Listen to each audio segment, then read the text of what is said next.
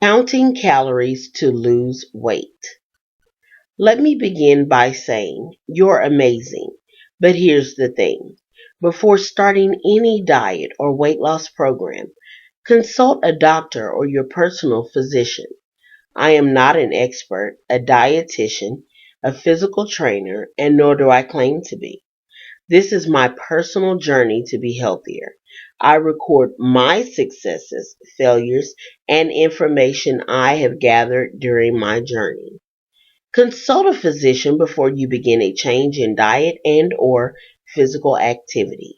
The information provided on this YouTube channel or Tamona's Tips is not to be replaced by sound medical advice provided by your physician. Now let's begin. The first step in counting calories to lose weight is to determine your basal metabolic rate. In layman's terms, your basal metabolic rate is the rate in which your body burns a certain number of calories automatically. For instance, if your body is pumping blood and your lungs are functioning and your heart is beating, your body is automatically burning calories. And it's important for us to know how many calories our body is naturally burning. The way that we find out that number is by using the formulas you have there in front of you. For men, you will use the formula on your left, and for women, you will use the formula on your right. The next step is to determine your activity level. For instance, if you live a sedentary lifestyle and you don't exercise a consistent amount of times throughout the week, then you're going to use the number 1.2. You will multiply your basal metabolic rate number by your activity level. And in that case, that level would be 1.2.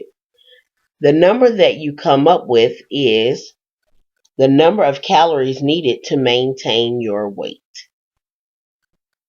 Since maintaining our weight is not our goal here, we're looking to lose weight, let's go ahead and figure out how much weight you want to lose. Please pick a realistic number. For instance, 20 pounds is a very realistic number. If you want to lose 20 pounds in the course of 2 months, then that's the first number that you will want to put in your formula. Therefore, you would multiply 20 by 3,500. That will be the number of calories you need to burn to lose weight. You would divide that by the number 8, meaning 8 weeks, as in 2 months, and then divide that number by 7, which is the number of days in the week, in order to find out how many calories you need to burn in a day. Again, if you are not a highly active person, this will be the number of calories that you need to deduct from your diet in order to lose weight.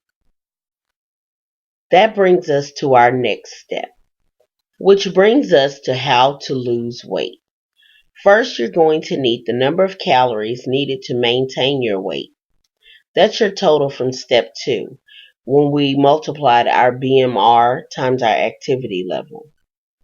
We're going to subtract that from the number that we just learned, the number of calories to either burn or save from our diet. Once we subtract those two numbers from each other, we will come up with the number of calories to consume in a day in order to lose weight. Now you know how many calories you would need to consume in order to lose weight. Let's take a look at our next slide. If you notice, there's a formula here. This formula is actually an alternative. If you don't like the way that I count my calories, this is another option for you. You can multiply your weight in pounds by your intensity level. Intensity levels range from 12 to 15. If you're a 12, you live a sedentary lifestyle. And if you're a 15, you're highly active and a bit of a gym rat. The problem I have with this particular formula is that you may have a little bit of trouble determining whether you're a 12, 13, 14, or 15. And since there is so much room for error, I prefer not to use that particular formula. This is just another option for someone who doesn't want to go through all the rigmarole that I go through to learn how many calories I need to consume in a day. One thing that I do enjoy doing is using the 40-40-20 split. And this is quite simple. Let's take the number of calories that you need in order to lose weight. Let's say your number is 1900 calories. You would multiply 1900 by 0.2 in order to find out how many calories you should consume in fat. So only 380 calories, only 380 of your calories should come from fat. You see where I'm going with this? You would then take that number, 380, and divide it by the number 9. And your total would be 42.2. So 42.2 grams of fat per day in your diet would be your limit of fat consumption each day. I hope I explained this to you very well. If you have any questions, please leave them in the comment section or email me directly at tamonastips.com. If you have a different way of counting your calories and figuring how many calories should come from fat, carbs, and protein, please share it with me or with everyone in the comment section.